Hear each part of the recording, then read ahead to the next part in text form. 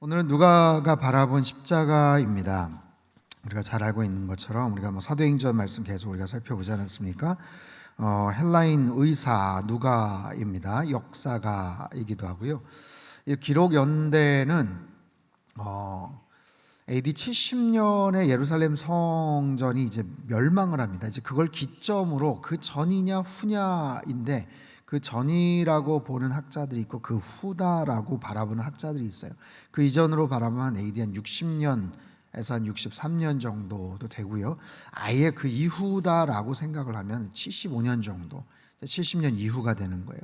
그래서 누가복음의 여러 가지 내용들을 통해서 분명히 그러면 예루살렘 성전이 무너진 것은 엄청난 사건인데, 그 사건을 목격을 하고서 봐라, 이 내용이 기록이 되지 않았겠냐, 이런 내용이라면 분명히 예루살렘 성전이 멸망된 것을 목격했기 때문에 썼을 것이다.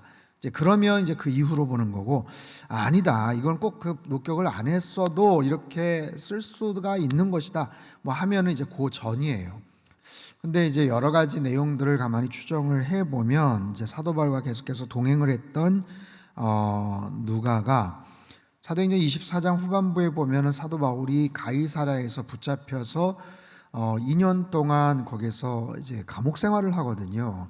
그러니까 그 2년 동안의 행적이 아주 짧게 그냥 기록이 되고 맙니다. 바울은 아무것도 한 게 없어요. 사실은 그냥 감옥에 갇혀 있고, 그냥 이태가 지나서 새로운 총독이 이제 부임을 하는, 그래서 아마 그 기간 동안 의사 누가가 그 팔레스타인 지역을 다니면서 역사가이기도 했기 때문에 그런 자료들을 수집을 해서 바울에게 들었던 그런 복음에 대한 내용들을 정리를 해서 아마 그 기간 동안 쓰지 않았을까. 이제 그렇게 바라보면 이제 60년에서 63년 정도로 아무튼 보게 되는 거예요.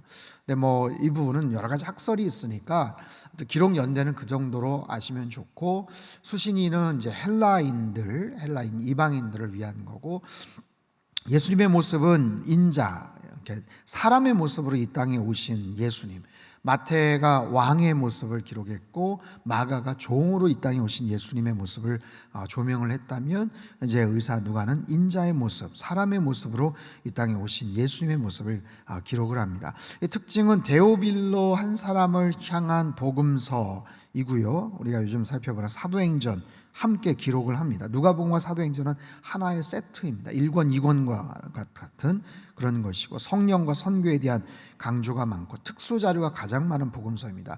어쩌면 다른 제자들이 놓치고 있을, 아니면 기록하지 못했던 부분까지도 역사가의 아주 특유의 의사요 역사가 아주 꼼꼼한 어떤 그런 관찰력과 그런 자료들을 추적함으로 인해서 다른 복음서에서 보지 못하는 그런 내용들이 굉장히 많이 등장을 합니다. 자, 누가의 집필 목적은 보죠. 누가복음 1장 1절에서 4절까지 말씀 우리 같이 한번 읽습니다. 시작. 우리 중에 이루어진 사실에 대하여 처음부터 목격자와 말씀에 일꾼된 자들이 전하여준 그대로 내력을 저술하려고 붓을 든 사람이 많은지라. 그 모든 일을 근원부터 자세히 미루어 살핀 나도 데오빌로 각하에게 차례대로 써보내는 것이 좋은 줄 알았노니, 이는 각하가 알고 있는 바를 데오빌로라는 한 사람을 향한 복음서입니다. 여러분, 누가복음은 24장으로 구성되어 있어요. 복음서 중에도 가장 분량이 많습니다. 사도행전은 28장까지 구성이 되어 있습니다. 이 둘을 합치면 의사 누가에 의해서 기록된 분량이 신약성경 거의 3분의 1 정도의 분량이에요. 여러분, 대단하지 않습니까? 신약성경의 3분의 1 분량을 의사 누가를 통해서 기록이 되었고, 그것도 한 사람을 향해서 썼던 복음서요 편지와도 같은 바로 그런 내용이죠. 데오빌로라는 사람은 어떤 사람이었을까? 데오필로스, 하나님을 사랑하는 자, 하나님을 사랑하는 그런 친구, 이런 뜻으로도 해석을 할 수 있고, 실제 이름이라기보다는 하나 예명이라고도 그렇게 봅니다. 데오빌로 각하요라고 그렇게 처음에는 얘기를 했고, 사도행전에 보면 데오빌로요라고 그렇게 지칭을 하는 것을 보면 중간에 관계가 굉장히 가까워졌고 친근해졌음을 알 수 있어요. 어찌됐든 한 사람을 향한 사랑의 마음을 가지고 의사 누가가 이 복음서를 기록했다라는 거예요. 마태와 마가복음에서는 가상치론이 딱 하나밖에 안 나옵니다. 엘리 라마 사박다니, 그 말씀밖에 안 나와요. 요한복음에도 3군데가 나오고 누가복음에도 3군데가 나옵니다. 세 가지 중에 첫 번째는 뭐냐면 23장 34절인데 한번 읽죠. 시작. 아버지, 저들을 사하여 주옵소서. 용서에 대한 간구죠. 아버지, 저들을 사하여 주옵소서. 십자가에 달려서 죽기 직전에 예수님이 하신 말씀, 저들을 사하여 주옵소서. 저들이라는 건 누구를 지칭할까요? 다수의 무리들, 그 안에 다 포함이 돼 있어요. 못을 박은 군병들, 채찍질을 한 군사들, 그런 재판을 내렸던 제사장들, 그리고 본디오 빌라도 예수를 십자가에 못 박아라 하면서 선동을 했던 수많은 사람들, 그 모든 사람을 용서해 주십시오. 저들을 용서해 주십시오. 그 안에 저와 여러분도 포함이 되어 있죠. 가고오는 세대 수많은 사람들의 그 허물과 죄도 포함이 되어 있는 거예요. 예수님께서 누가복음의 마지막 세 번째 하셨던 말씀은 23장 46절입니다. 같이 읽죠. 시작. 예수께서 큰 소리로 불러 이르시되 아버지, 내 영혼을 아버지 손에 부탁하나이다 하고 이 말씀을 하신 후 숨지시니라. 세 번째 말씀은 예수님 당신 자신을 위한 기도예요. 내 영혼을 아버지 손에 부탁합니다. 이 말씀을 하신 후 숨지니라. 당신 자신의 영혼을 아버지께 맡겨드리는 기도. 처음에는 전체 무리들을 향한 용서를 구하는 그런 기도, 그런 말씀이었다면 세 번째는 예수님 당신 자신을 위한 그런 말씀이죠. 중간에 있던 두 번째 말씀을 중심으로 살펴볼 거예요. 23장 39절에서 43절까지 말씀 한 절씩 교독하겠습니다. 제가 먼저 39절 읽습니다. 달린 행악자 중 하나는 비방하여 이르되 내가 그리스도가 아니냐 너와 우리를 구원하라 하되 하나는 그 사람을 꾸짖어 이르되 정죄를 받고서도 하나님을 두려워하지 아니하니 우리는 우리가 행한 일에 상당한 보응을 받는 것이니 이에 당연하거니와 이 사람이 행한 것은 옳지 않은 것이 없느니라 하고 이르되 예수여 당신의 나라에 임하실 때에 나를 기억하소서니. 같이 읽죠. 예수께서 이르시되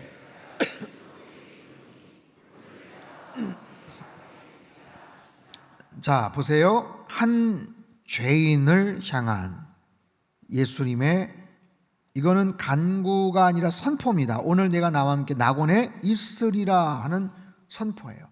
처음에 하셨던 것은 저들의 죄를 용서해 주십시오. 다수를 위한 그런 기도였고, 세 번째는 예수님 당신 자신을 위한 그런 기도였고, 두 번째는 한 개인을 향한 아주 권위 있는 선포입니다.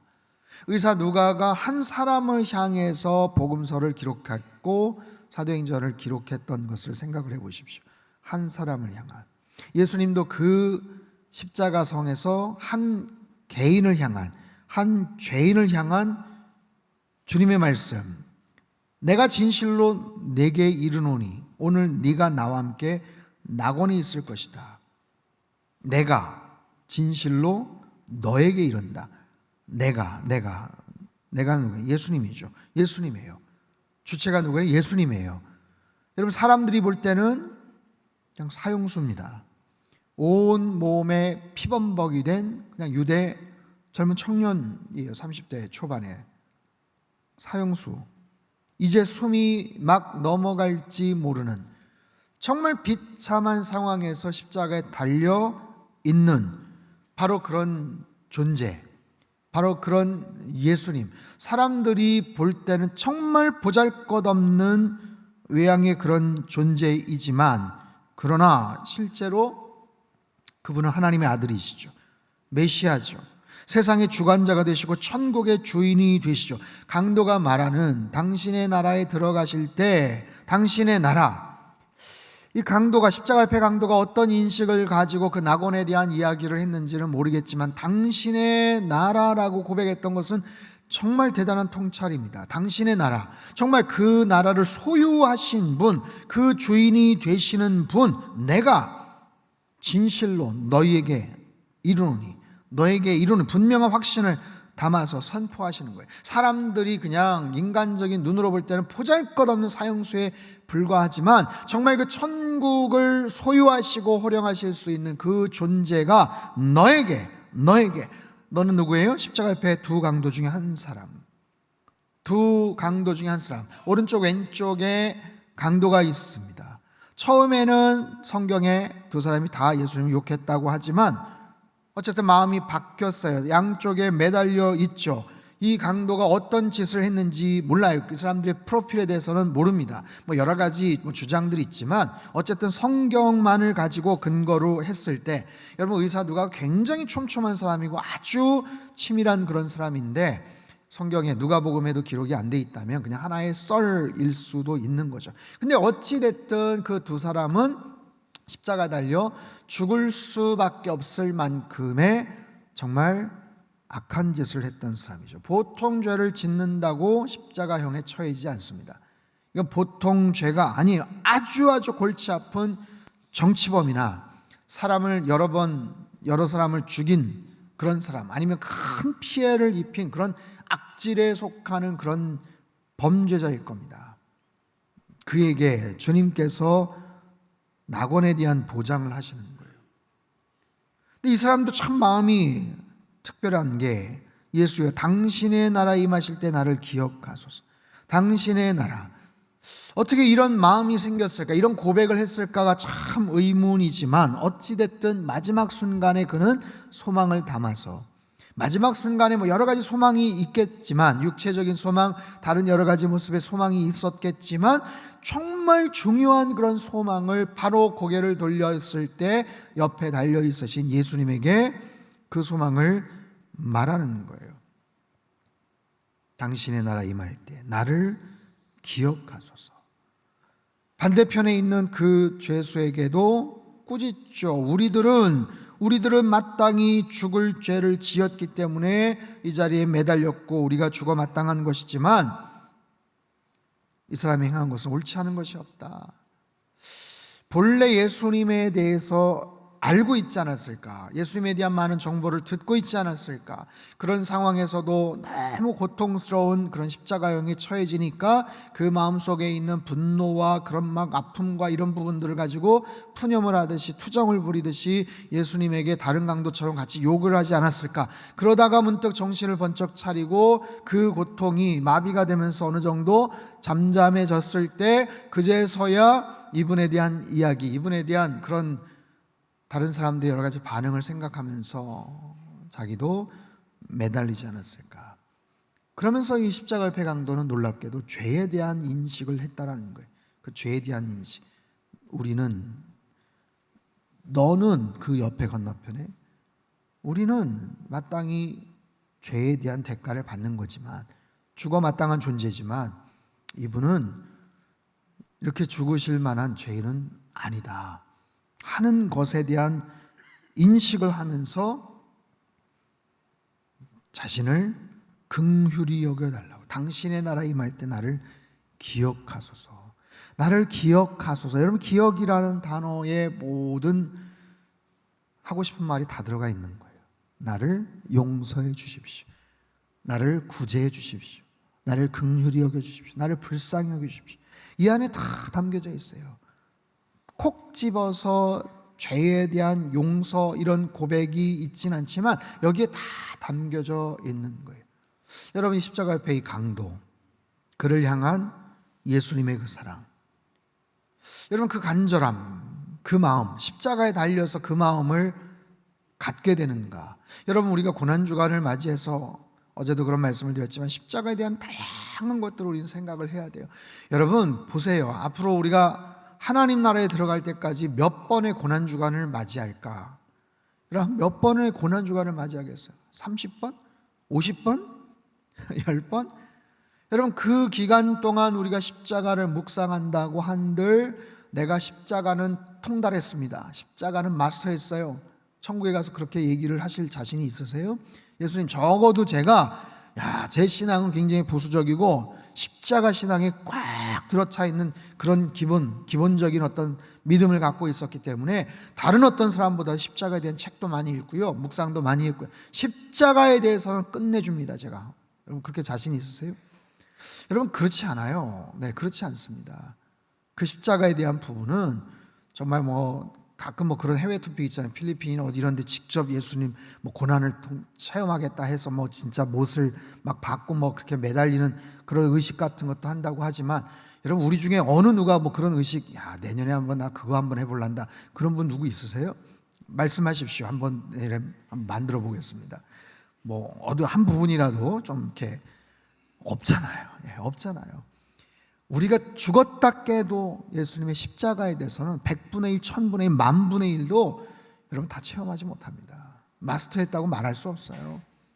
하지만 그런 상황 속에서 예수님의 그 십자가를 생각하면서 하다못해 이 십자가 옆에 강도가 느꼈던 그 죄의식, 죄책감 이런 부분들을 우리가 한번 생각을 한다면, 정말 여러분 우리가 팔짱 끼고 관전하듯이 맞아 저 인간은 당연히 그래야지 라고 생각을 할 수 있겠는가?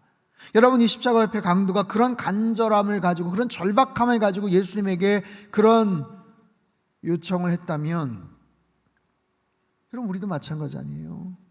우리에게도 그런 간절함이 있는가? 우리에게도 정말 그런 간절한 요청에 대한 소망이 있는가? 갈구가 있는가? 주님, 나의 죄를 용서해 주십시오. 이미 하나님의 사랑은 우리의 모든 흉악한 죄악보다도 훨씬 더 크고 넓기 때문에 이미 우리의 모든 죄를 다 용서해 주신 줄 믿습니다.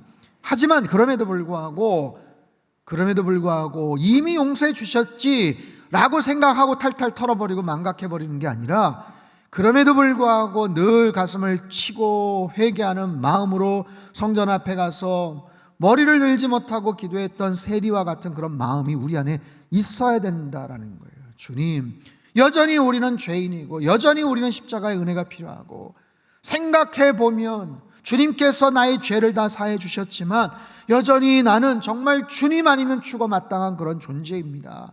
십자가 옆에 강도를 바라보며 팔짱 끼고 당연히 너는 그래야지, 나는 아니지만, 여러분 그런 마음을 가지고 바라볼 것이 아니라 십자가를 통해서 나의 죄를 다시 한번 인식하고 내 죄가 얼마나 흉악하고 크다라는 것, 그리고 그 죄를 주님께서 묻어주시고 사해주시고, 그래 내가 오늘 너에게 말하노니 네가 오늘 나와 함께 낙원에 가 있을 것이다, 이 사실이 얼마나 감격스러운 이야기고 놀라운 하나님의 은혜인지를 우리는 깨닫는 시간 되어야 되는 거예요.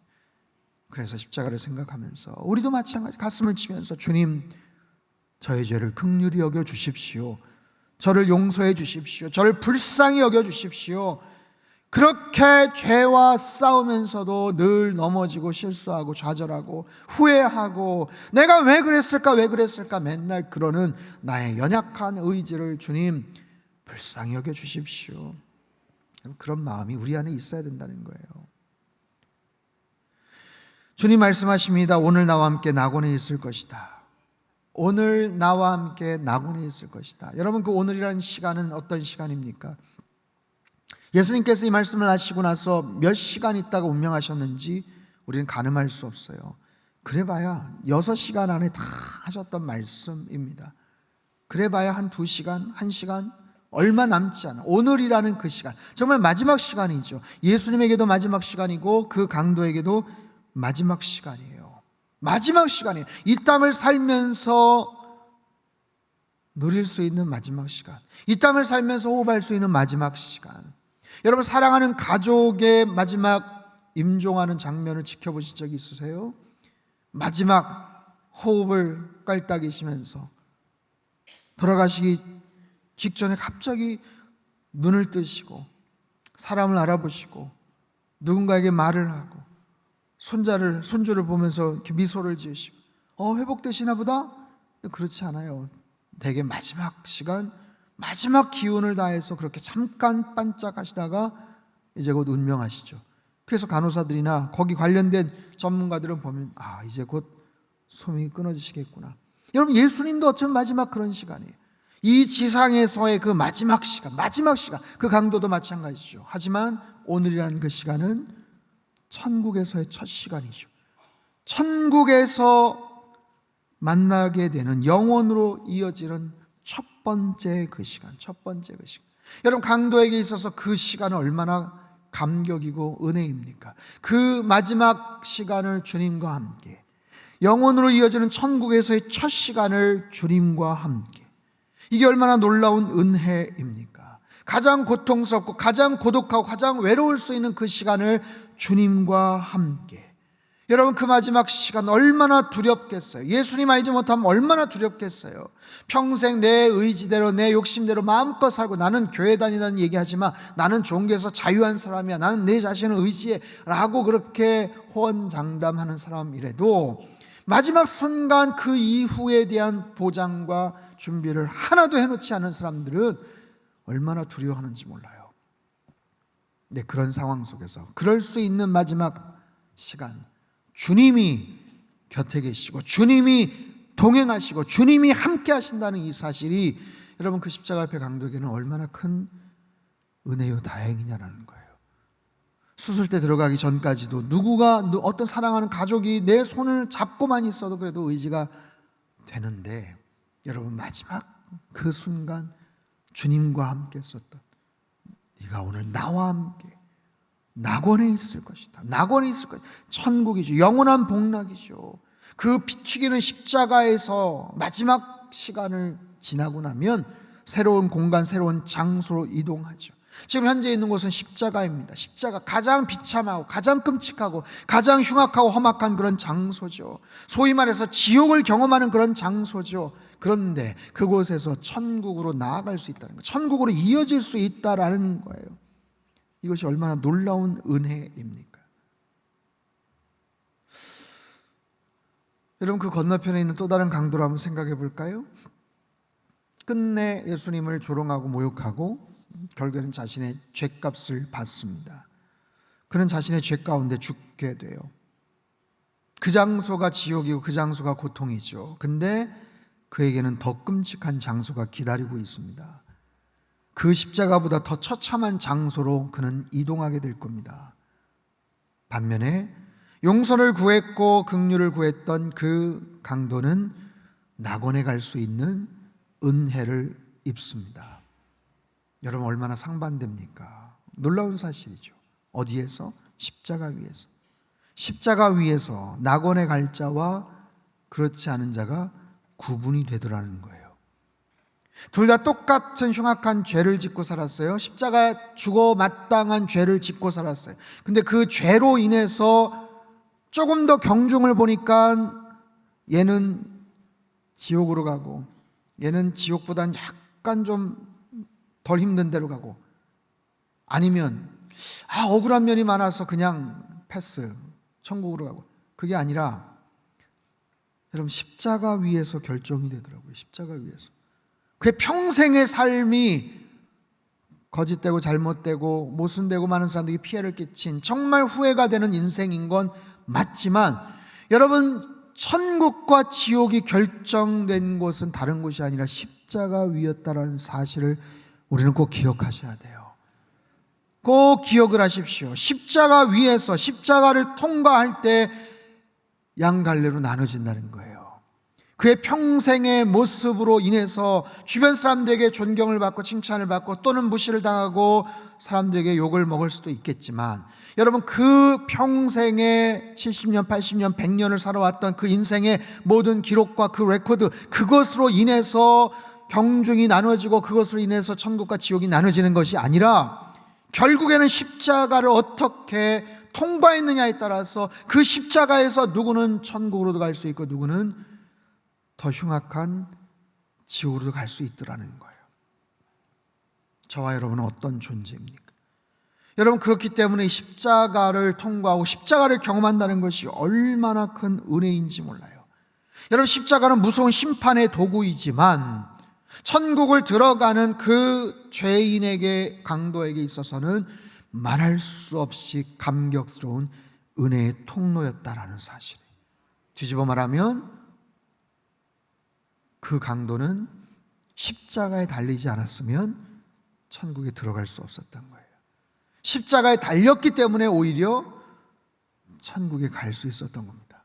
여러분, 그러기 때문에 십자가는 하나님의 놀라운 사랑이고 은혜요, 우리가 날마다 묵상하며 바라봐야 될 하나님의 놀라운 신비가 그 안에 담겨져 있는 거예요.